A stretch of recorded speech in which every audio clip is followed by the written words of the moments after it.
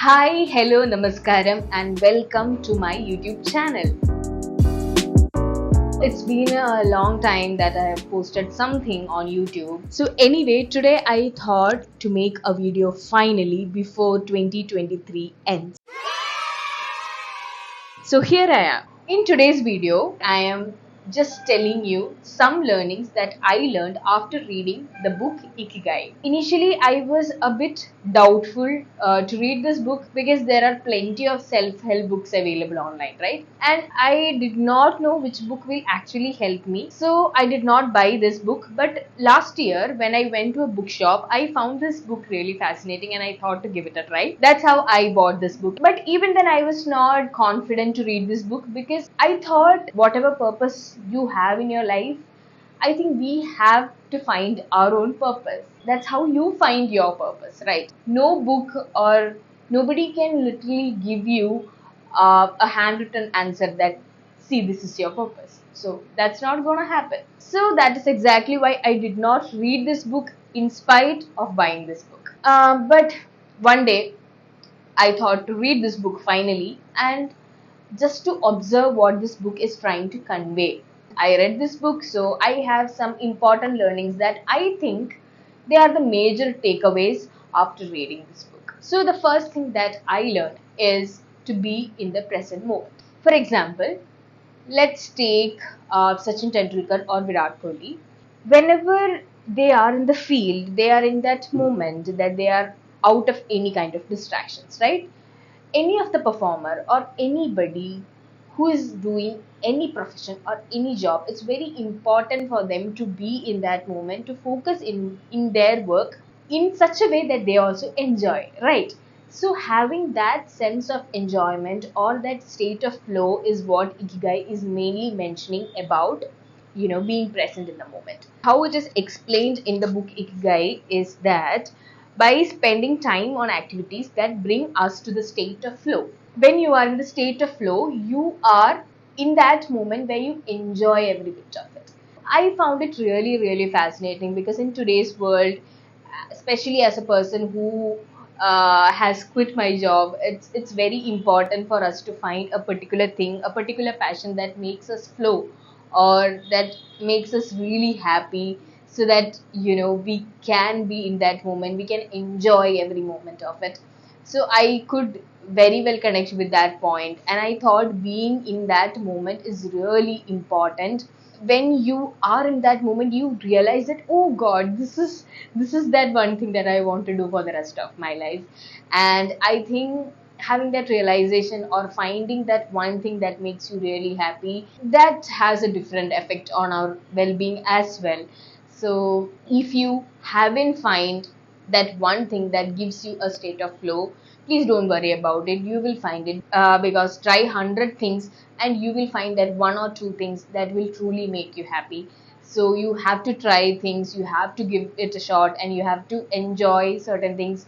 Also, you will hate something, so that's a part of the process. So don't forget to experiment with the activities or the hobbies, or even the hobbies that you have. Experiment with it, try it, and find that one or two things that makes you flow, or that helps you be in that moment for yourself, and see the magic within yourself. The second important thing that I learned from this book is about the experiences of those people who had a really long lifespan. In this book, there is a chapter where they interview so many people, where they ask so many people what is the exact reason of their lifespan, their perspective on life. Some say that it's their exercise that helped them live so long. Some say it's their eating habits. Some say, the community that they live in. So it's such a beautiful experience to hear that, it gives you a feeling that each and everyone finds, or they find hope in different things. So that gave me a completely different outlook. The third important thing that I learned is nurture your friendship. It was beautiful to hear that, because after a point, even in my life, I'm not able to nurture my friendships because it has become difficult because of the work, because of the duties that I have to follow. It becomes difficult to nurture your friendships. But I think when you have friends with whom you can talk freely, with whom you can spend time. That really gives you a motivation or confidence to go ahead in your life, right? I'm sure you also have that one friend who motivates you every time. So, nurturing your friendship in this book has been explained beautifully, because here they are explaining about a particular place in Japan, and it's their lives. In this book, they are mainly explaining about their life. The particular feeling of community, the feeling of community is really, really important. Nurturing your friendship is not only about having a really close friend, definitely you need that, but also, if even if you have a community feeling, or when you make new friends, having a genuine connection with them, that will really help you feel good from within, where you feel confident from within, and it has to be given a major importance in your life. So if you are not able to do that because of your work or personal work, and also due to other responsibilities and duties, it's okay, it's okay. But now I am sure that you have understood that it is very important to nurture your friendship, because once you start nurturing your friendship, you will believe that there are people who believe in you, and there are people who actually, support you in your journey. So that's very important. Whenever you feel lonely, I'm sure in this world we all feel lonely, right? I used to feel that. So when you have friends who understand you, who actually, resonate with you, that can really help you. So don't forget to nurture your friendships.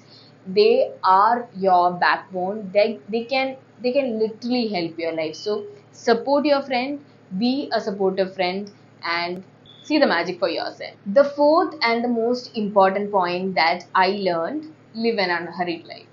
Is it even possible in today's life to live an unhurried life? Do you think so? I am somebody who's trying to do that, because it's a constant challenge for us to be with someone, or to, to belong in the society, and also to do all those things that will make us, relevant, right? So for that we have to be there, or we have to do particular thing, we have to be in a hurry. But when you be in that hurry, what happens that you actually forget yourself, you don't relax, you multitask. So when you multitask, that affects your productivity in a negative manner, because imagine you're doing 5 or 6 things in a day that you can delegate to somebody, or that you can give to somebody, but you're doing all this by yourself, so you will feel overwhelmed, right? And that doesn't help. And at the same point of time, you are not able to relax. For you to feel productive, for you to give your 100%, it's very important for you to relax. And to relax, you have to understand that multitasking does not help you. Even though people say that multitasking is like the best thing, I don't really agree with that, because multitasking doesn't help me. So even if you think that multitasking doesn't help you, please don't do that. Relax yourself and try to live an unhurried life. If you can delegate some of your work to somebody else, that's the best thing that you can do. That person is getting some work because of you, and you are also, you are also sharing your work with somebody you believe, and that makes a great teamwork, right? And like we said, you can have a very good relationship with somebody at a workspace, or even in your personal life. Ensure that you relax as much as possible. You don't multitask as much that it affects your mental health. That was the most insightful information that I gained from this book. The next important point, that all these are important for sure, and but the next important point that I learned from this book is about the 80-20 rule. Are you a foodie? I am a damn foodie. I eat whatever is possible, especially when I am out and all. But the one thing that they have mentioned in this book is about 80-20 rule. So 80-20 rule is that once you start eating, once you reach 80% of your stomach, just realize that okay, you are 80% full and you don't eat that. It's for you to not fill your stomach so much that you feel, oh my god, that I'm not able to walk. I'm sure that you had that feeling, right? Yeah, I had it. So yeah, it is kind of difficult for me as a foodie. I'm sure if you're also a foodie, you might resonate with me. It is kind of difficult for you to control your food, but yes, for our health, it definitely helps. After reading this book, I have tried this, and definitely I feel better with my stomach and gut health. Do give it a try. If you're somebody who is really trying to have a very good diet or something that you can, or if you feel that you have to control your appetite, then starting with 80-20 rule can be really helpful for you. So yes, go ahead with 80-20 rule. Then along with this, another learning that I had is about moving your body. I'm sure you know that why moving your body is important. When you move your body, you actually feel fresh from inside, from your head, and it's very important for you to release your stress and to just feel lighter from your side. So it's very important to move your body. So even if it's just 15 minutes or 20 minutes, try to do that. If you haven't seen my daily routine, I have put a video on my morning routine. I'll attach the video of that routine here, so go through it. In that video I have mentioned about a 30-minute routine. So in that I have clearly explained, if you can at least do an exercise for 10 minutes or 15 minutes, just move your body. If it's just a very simple exercise, that's fine. So go watch this video. This can really help you to have a very good morning routine. Try to move your body, and if you're somebody who goes to gym, yoga or something, then perfect. Moving your body is really important. Try doing that. It will work magic for you. The last and the best point that I learned from this book, Ikigai, is resilience. Yes, in this book, resilience is explained as our ability to deal with setbacks. The more resilient we are, the easier it will be to pick ourselves up and get back to what gives meaning to our lives. We all have challenges in our lives. We all feel terrible sometimes, right? And we all feel really demotivated, and all these things happens. But are we able to come back? Are we able to fight for whatever we always want in life? If you are able to do that, when you work for it, when you work for a better life for yourself, that will give you a better life. And also that will make you feel good about you within yourself. Like as I said in the beginning, we all want meaning in our life, right? We all want a purpose. We might, or you might have asked yourself, what is your purpose in your life? For that you have to be resilient. When you are able to come back, when you are able to deal with your setbacks easily, you know, right, for what you have to work really hard and for what you really don't want to work. You will be more and more confident in your life. That will improve the quality of your life, and also that will make you more productive. And the main thing, maybe you might find some light if you ask yourself the question, what's your purpose? Yes.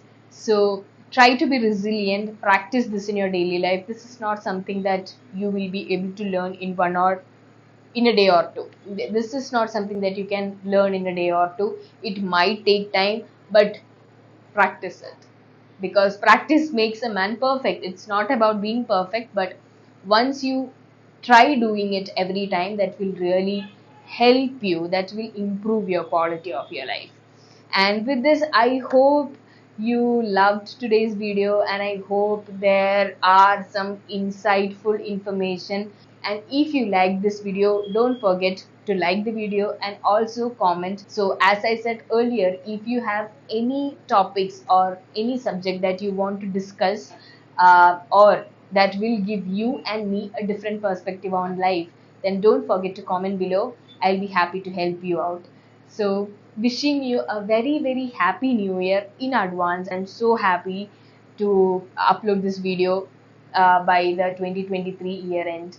So see you all, and wishing you the best. Wishing you a very happy new year. See you soon with another video. And till then, bye bye. Take care. Bye.